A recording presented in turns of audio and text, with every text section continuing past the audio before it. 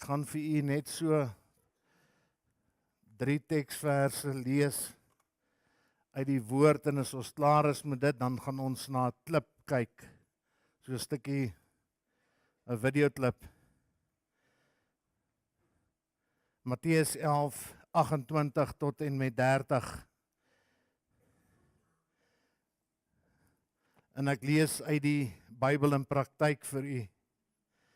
Kom na my toe almal wat uitgeput en oorlaai is, en ek sal julle rus gee. Neem my juk op julle en leer van my, want ek is sagmoedig en nederig van hart, en julle sal rus kry vir julle gemoed. My juk is sag en my las is lig. As julle vir ons daardie stukkie kan wys, dankie.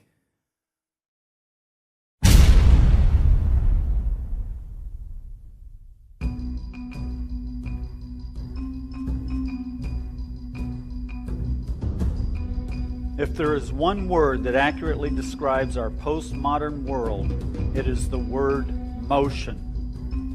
We are living in a time of unprecedented activity.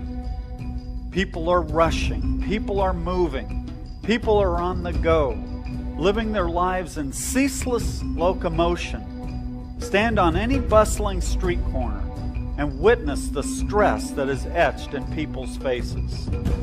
Lean over a freeway overpass and watch the endless rush of speeding cars, often driven by frustrated and even angry drivers. Park near an airport and observe the crowded planes bound for multiple worldwide destinations. Truly, the whole world is in a full court press. And of course, the book of Daniel predicted this for the end times when it said, "Many shall run to and fro, and knowledge shall be increased." Americans have become, dare I say it, addicted to this fast-paced lifestyle. Indeed, television programming experts now say that in order to hold a viewer's attention, the scene must change on the screen every 3 seconds, or they'll become bored and change the channel. One of the unfortunate effects of such frantic living has been a high level of impatience in people's lives.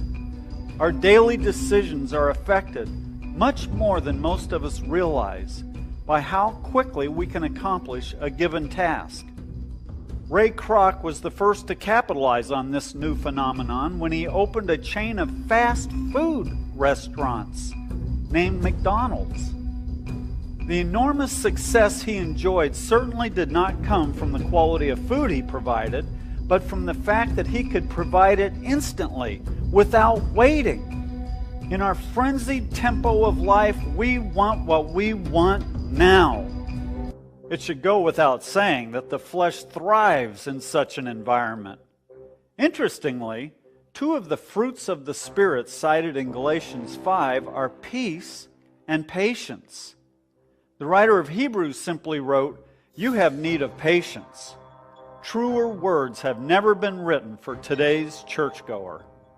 Ministers are not exempt from this carnal characteristic either.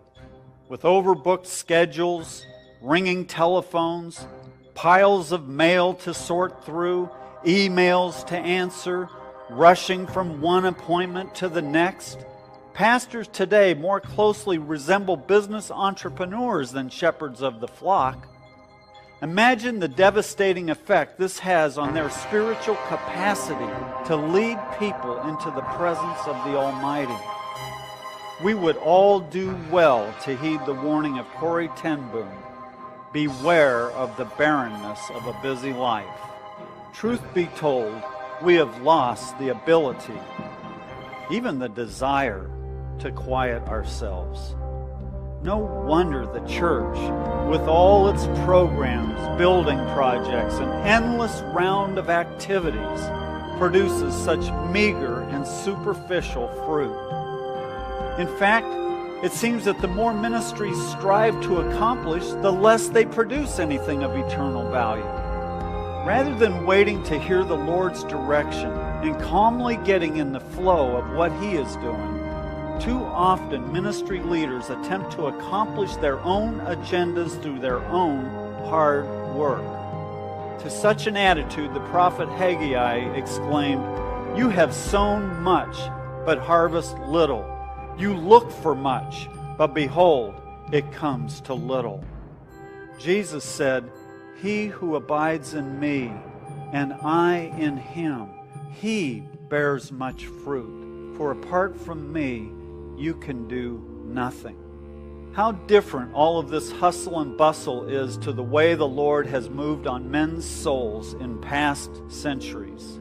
It was the solitude found in the vast wastelands of the wilderness that produced God-filled men like Moses, David, and Paul. Even as recent as 100 years ago, pastors understood what it meant to sit still and wait upon God. They learned how to receive divine inspiration for their people through the discipline of tarrying before the Lord. What would happen if Christians simply began spending less time in front of the television and the internet and more time in the presence of God? What would happen if Christians consecrated the first hour of their day to be in the Word and prayer? What could God do in them and through them? The truth is that a believer cannot have a meaningful connection with the Lord when his flesh is all in an uproar. We can't change the fact that we live in a fast-paced world, but we can take steps to change the atmosphere within our homes. We can do more to separate ourselves from the frantic noise of this world. We can learn to quiet ourselves in the Lord's presence. If motion and noise characterize the spirit of this world, perhaps we should allow silence and stillness to play a more important role in our lives. Perhaps then we would be better able to hear the voice of the Lord.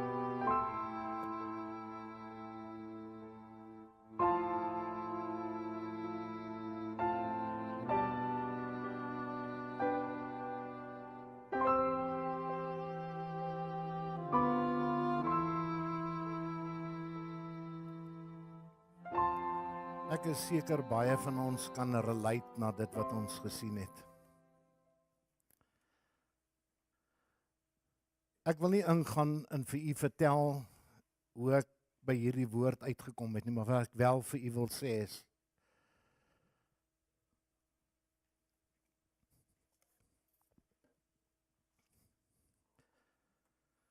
net soos u met baie dinge worstel, stoei ek ook met dinge maar. Daar is dinge in die lewe, in hierdie gejaagde lewe, wat 'n mens kom aftrek, wat mense fokus, wegvat van dit wat belangrik is. Dit wat belangrik is vir ons Vader. En terwyl ek geworstel het met hierdie ding, hierdie laaste 3 weke, ek sou vanoggend vir u 'n woord bedien het op die pelgrimsreis van Israel. Maar ons sal by dit uitkom. Het ek gestoei en ek het vrae gehad. Hier's dinge in my kop wat nie sens maak nie.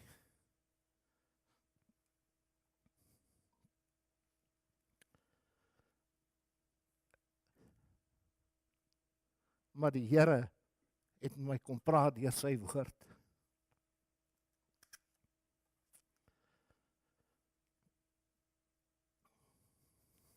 Kom na my toe, as jy uitgeput is, as jy oorlaai is. Dis 'n uitnodiging wat die Here vir my gemaak het. Haal uit daar die dinge wat in jou kop is, die vrae wat jy het, Here, hoekom gaan hierdie ding nie weg nie? Here, hoekom is daar nie genesing by hierdie dinge? Here, my oë sien dit. Waaroor, Here, hoekom? Wat gaan by die dokters aan, Here, weet hulle nie, Here, hulle dan gestudeer, hoekom kan hulle nie uitvind wat die fout is nie, en hierdie vrae maal deur my kop. En die Here kom sê vir my, kom raak stil. Los daai goed. kom raak stil en kom sit hier by my voete.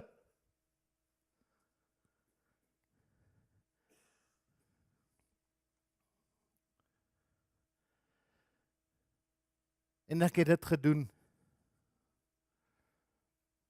En ek het 'n vrede hier in my hart. My challenge is nog daar. Dit het nie verdwyn nie. Maar ek is okay. Ek is okay. Want ek het 'n keuse gemaak, by u voete wil ek kom vertoef. Here, dit is waar ek wil wees, ek wil kom stil raak, sodat ek kan hoor wat u vir my kom sê, Here, wat u vir die gemeente kom gee vanoggend, want ek is seker dit wat ek gekry het, wil u ook graag hoor, en dit gaan u kom stig, dit gaan u kom oplig. En dit is nie op die flitsbord nie, maar weet jy wat, gaan lees maar Jesaja 40, dis die laaste paar verse. Die woord sê, die wat op die Here wag, kry nuwe krag. God wil hê ons moet by sy voete kom sit, sodat hy vir my en vir u daardie krag kan gee, om aan te gaan, om hierdie challenges wat my aftrek, om dit te kan face. Want nou gaan ek nie meer moeg raak nie, want as ek moeg raak, as u moeg raak, dan depend ek op my eie kragte. Nee, die Here sê, die wat op die Here wag, kry die krag, en as ek in die Here se krag aangaan, dan kan ek aangaan. Ek sal nie mat word nie, ek sal uitstyg gaan. Kyk wat sê daai teksvers, soos 'n arend. Maar ek moet by sy voete kom sit, sodat hy dit vir my kan doen. Dit is maar moeilik. Vra maar vir Thys van Green, dit is moeilik om in sy rus in te gaan, terwyl ek sy woord lees, en die woord kom na my toe, en ek sien dit, as jy oorlaai is, as jy uitgeput is, ek wil vir jou rus gee, om net stil te raak en te luister, wat God vir my sê, maar jy moet letterlik jou siel tot bedaring bring, sodat jy kan hoor.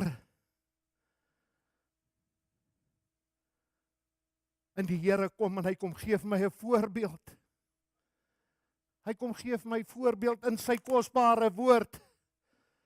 Daar in Lukas 10 het Jesus gaan besoek aflê by die twee susters. Dit het 'n nuwe betekenis vir my gebring. En ons ken daai verhaal. Hy sal holrig gery. Maar toe die Here dit vir my kom oopbreek, toe sien ek die lig aan die einde van die tonnel, en dit was nie 'n trein nie. God se lig het op dit kom val op my challenge wat ek mee sit. Maria het 'n keuse gemaak om daar by Jesus se voete te gaan sit. Martha het ook 'n keuse gemaak, sy was besig in die kombuis om voor te berei vir die Here. Maar toe Martha dit sien, toe raak dit net soos ek onstuimig, want as ek kyk na hierdie been, dan kom dit nie kop op, waaroor? En toe Martha dit sien, toe sê sy, maar Jesus, gee u nie om, dat my suster daar by u voete sit, en my alleen laat werk nie. Sê vir haar, sy met my kom help. En Jesus het haar geantwoord.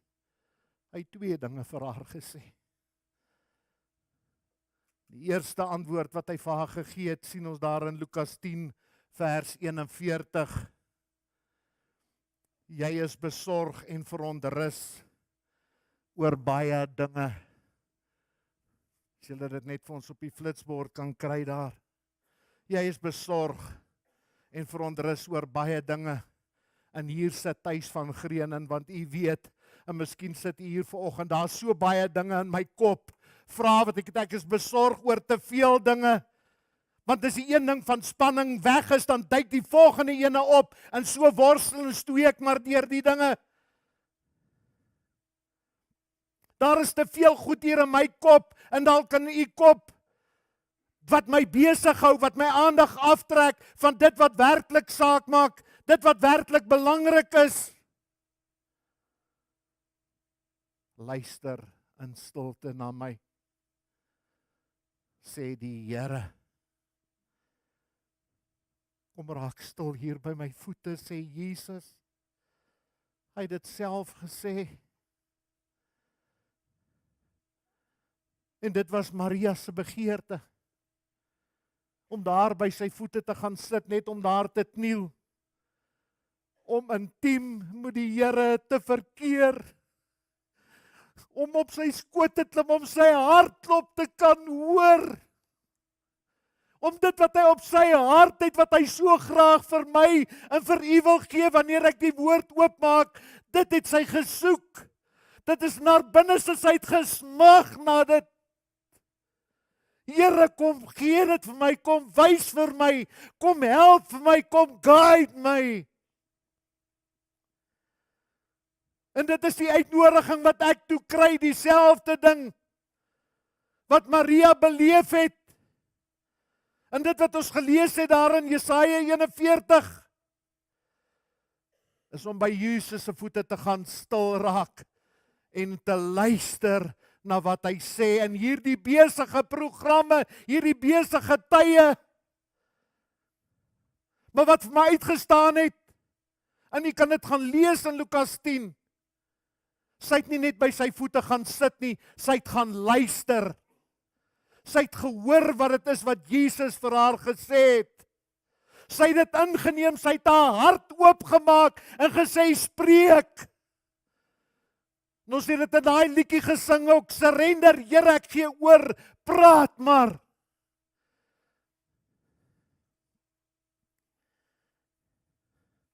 Ja, my boetie, my sussie, ek het my stilte tye. Ek het my stilte tye, yes. Maar toe ek lees wat Maria gedoen het, die begeerte om gevul te word deur die woord, daar die brood, die lewende brood wat aan haar gegee was, toe sê ek, Here, dis wat ek soek. Toe draai my fokus van dit wat hier aangaan in my voet. Want dit is nie belangrik nie. Here, ek kom na u toe. Laat my fokus daar sal wees.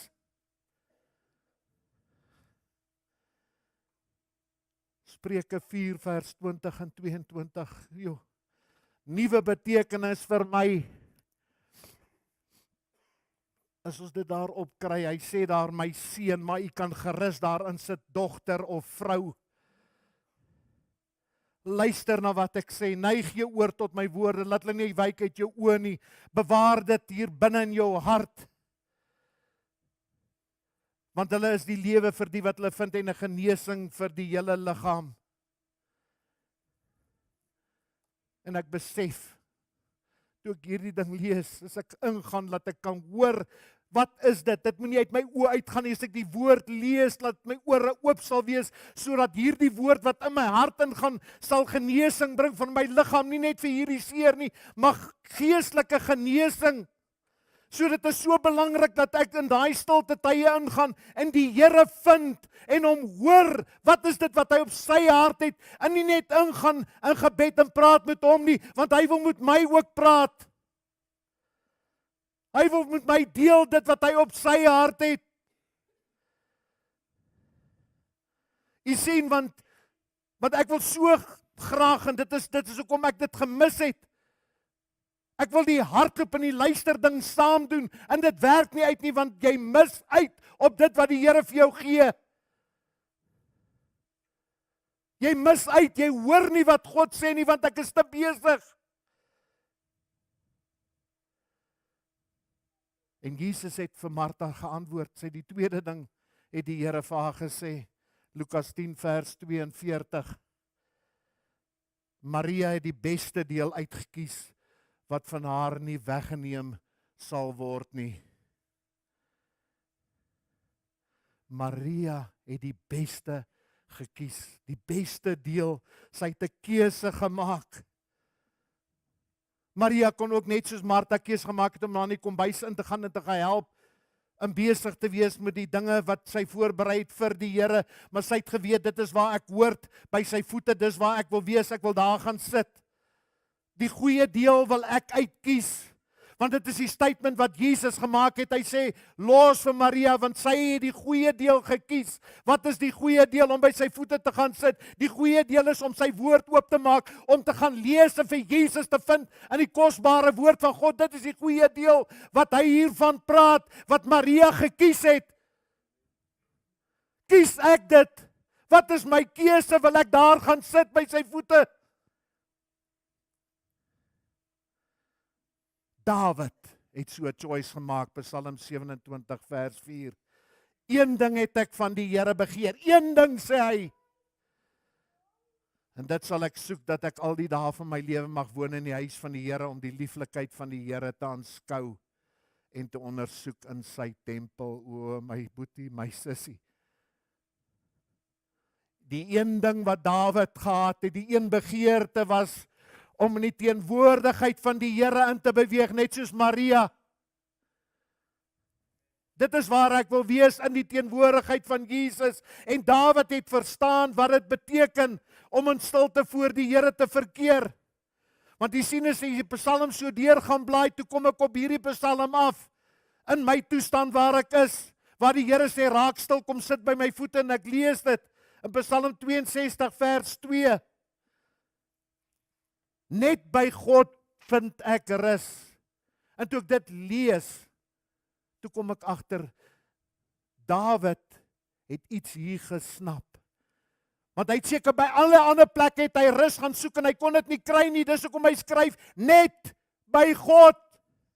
En dis waar ek dit gemis het, want ek het oral gegaan, ek hardloop rond, ek probeer my eie oplossingkies en goed te kry. En dit sê nie, ek moet nie na die dokter toe gaan nie.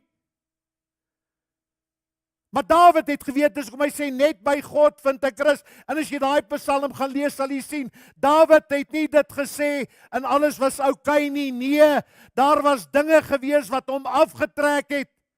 Daar was dinge, beproewinge gewees, wat hom ook vasgevat het en hom afgeruk het. Dinge wat swaar op sy skouer gerus het. Want as jy gaan kyk na die structure van die psalm, het hy beginne in Psalm 62 vers 2, wat hy sê, net by God vind ek rus, en alles was nie jonkie doorie nie. Lees Psalm 62 vers 4 en 5, en as ons dit op die bord sien, dan sê dit, hoe lang wil julle almal nog beskuldigings bly slinger, en my probeer doodmaak? 'n man wat reeds is soos 'n muur wat wil omval, 'n klipmuur wat omgestoot word. Net by God vind ek rus. Maar as jy kyk na hierdie teksvers, dan sê jy maar, is dit moontlik in daardie gejaagdheid, in daardie rumoer, in daardie dinge wat na sy kant toe kom? Ja, dit is, want die volgende teksvers, Psalm 62 vers 6, toe kom hy en herhaal dit. Hy sê, net by God vind ek rus. David het geweet, dat hierdie beproewinge tuis, hierdie ding in jou, kan jy nie ignoreer nie, jy gaan dit nie kan wegwens nie, jy gaan dit nie kan wegpraat nie, maar weet jy wat, as jy by my voete kom sit, gaan jy rus kry en dit gaan jou nie pla nie. Dan gaan jy ook kan sê, net by God vind ek rus. Maar dit is 'n besluit wat ek en u moet maak, om by sy voete te gaan verkeer. Kom ek gee vir jou 'n voorbeeld, van wat gaan gebeur as jy so 'n keuse maak. Want dan gaan challenges kom. Dan gaan challenges kom wat jou gaan probeer weerhou om by sy voete te sit. Johannes 12 sien ons dat Jesus weer by die suster tuis gegaan het. Dis toe hulle hom laat roep het en sê, hoorie, Lazarus is dood. Lazarus is opgewek en hulle sit toe almal om die tafel. En wat gebeur? Martha was weer besig in die kombuis, net soos wat ek vir u net nou gesê het. Sy was weer doenig in die kombuis. Maria het 'n keuse gemaak weer om by Jesus te voete te sit. Sy het daardie nardesolie gaan vat en sy het sy voete gesalf. Sy het dit gewas. En sy het sy hare gevat en sy voete kom afdroog. En toe dit gebeur, die stuk wat ons gelees het in Lukas 10 het nou in hierdie stuk kan jy maar compare. Dis presies dieselfde. Aanvalle gaan kom. Want jy sien, toe Martha vir Jesus sê, gee nie om dat my suster my alleen help nie. En hierdie geval het Judas Iskariot weer gesê, hoorie, daar die diersame olie, Kan ons dit nie eerder verkoop nie in steede van om dit te mors op Jesus se voete? Dit is wat gaan gebeur as jy 'n choice maak om by sy voete te gaan sit. Daar gaan uit alle oorde gaan daar dinge kom om jou te probeer weerhou. Aantuigings en aanklagtes, en jy gaan sê, maar is dit die moeite werd? So daar is 'n direkte relationship en ooreenkoms na dit, maar weet jy wat? Luister in stilte na my. Dit is sy hartsbegeerte. Dit is hoekom hy sê, sy het die goeie deel uitgekies om stil te raak en by my voete te kom sit.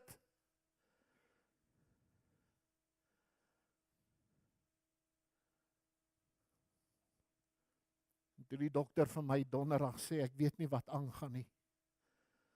Toe sê ek, halleluja. Want Here, U weet. U weet. Kom sit by my voete. As jy oorlaai is, as jy uitgeput is, as jy vermoeid is, as jy belas is, dit wat jou probeer aftrek, daardie beproewing, daardie ding wat jy mee worstel, maak nie saak wat dit is nie, kom sit by my voete. Ek wil vir jou rus gee.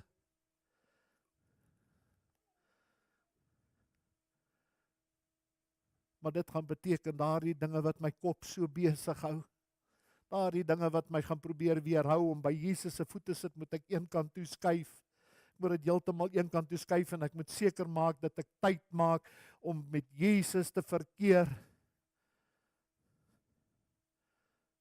My stilte tye, daar by die biduur, Saterdag, wanneer ek kerk toe kom, jou selgroepies, ek moet seker maak dat al daardie dinge in plek is, in my lewe so probeer reël, dat dit die eerste prioriteit sal wees en alles daarna sal in sy plek val, want u sien, as jy dit doen, dan kom die Here in 2 Chronicles 16:9, dan kom sy vir ons, the Lord's eyes keep on roaming throughout the earth, looking for those whose hearts completely belong to him, so that he may strongly support them. Die oë van die Here deursoek, dit gaan oor hierdie hele aarde, dit is wat hierdie teksvers sê, en hy soek na mense wat op hom vertrou, ten volle op hom vertrou, sodat hy hulle kan help. Ek wil jou help tuis. Gemeente, julle wat hier sit, ek wil jou help. Maar as jy nie bereid is om by my voete te kom sit nie, gaan ek dit nie kan doen nie. Kom,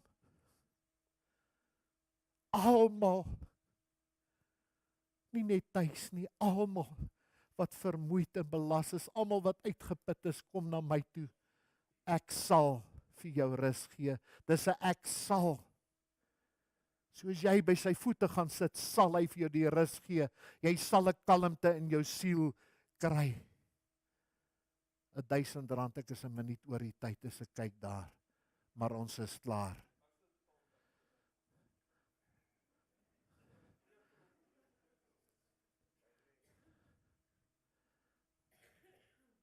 My boetie, my sussie. Hoekom doen die Here dit? Yes, laat ons sy naam groot maak. Ek het gestruggle. Ek het geworstel. Maar ek wil vir u vanoggend sê, ek wil vir u die versekering gee. En ek kan my skoen uittrek en vir julle sê, kom checkie, maar dit is nie nodig nie. Want maak nie saak wat hier aangaan nie. Dis hier binne-in, wat Jesus kyk. Hy sien dit hier binne. Hy sien jou raak vanoggend, moet dit wat jy so hard mee worstel en stoei. Sy arms is oop. Hy sê, kom sit hier by my voete. Kom hoor wat ek vir jou wil sê. Want jy sien, as jy daai woord oopmaak, in Johannes 1 sê hy, in die begin was die woord daar, die woord was by God, en die woord was God. Vers 14 sê dit, en hy het vlees geword en onder ons kom woon. Want as jy dit oopmaak, is jy by sy voete. Dan sit jy by sy voete, want dis wat die woord is. En hy sal deur sy woord, gaan hy vir jou aanraak. Hy gaan vir jou kalmte gee.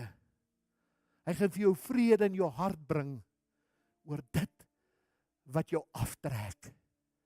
Dit wat jou weerhou, om by sy voete te sit, wil hy wegvat. Hy wil daardie sak afhaal, sodat jy die lig kan sien, en sê daar is uitkoms. Maar dat die storm wat daar is, gaan dalk nog daar wees, maar hy is groter as die storm in jou lewe. Hy sal jou by jou hand vat, en hy sal soos Petrus toe hy uitgeklim het, jy sal saam met hom op die water kan stap. Jy gaan nie sinkie, hy het jou aan jou hand, hy is lief vir jou. He loves you. Wat is jou keuse? Dit hang van jouself af. Amen. Mag die Here sy woord kom vasmaak in ons harte. Reach out to him. Reach out to Jesus. Roep na hom.